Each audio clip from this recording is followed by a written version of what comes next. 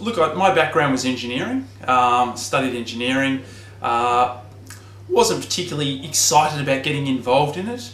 Moved into the consulting field and was working for a large corporate company.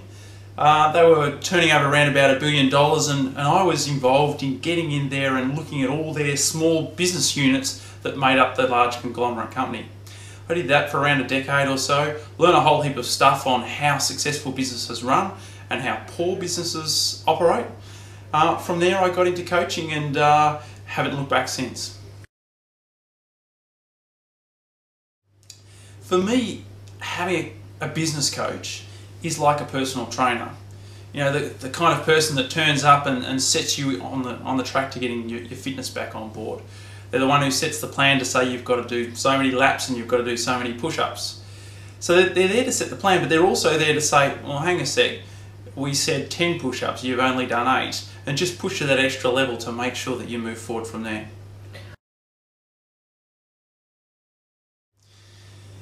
For me, the best thing is actually getting results. Getting results for people so that they actually realise them, they move forward, and their family and their business team actually see the results as well. To give an example, I've just had a client who's just come through the month of January, worked 3 days in the month and made sales of $300,000. Now that's a far cry from where he started 2 years ago when I first started working with him, where he was turning over about half that much and was completely ingrained in the business.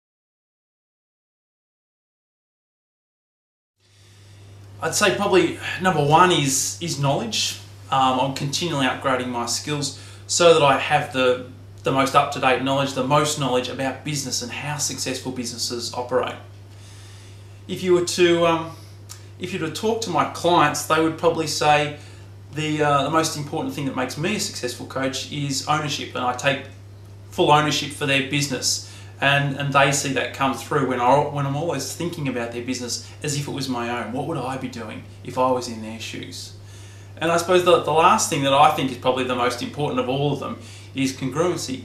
Actually living what you breathe, actually doing yourself what you actually teach other people to do.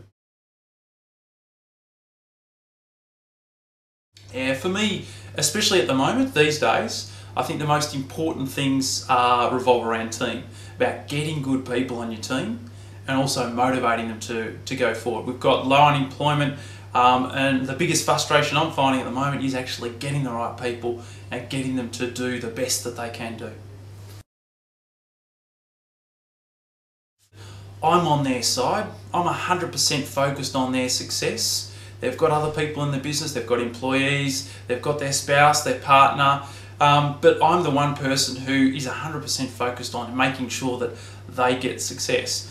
Now, that doesn't mean that I'm always their best friend. Sometimes I'm not the person that they like, but that's what it takes to actually get them to the next level, and there's always a joke afterwards. Yeah, look, I'm in the top 10% of action coaches worldwide. I've got a wealth of experience. I've been doing this for over 5 years now.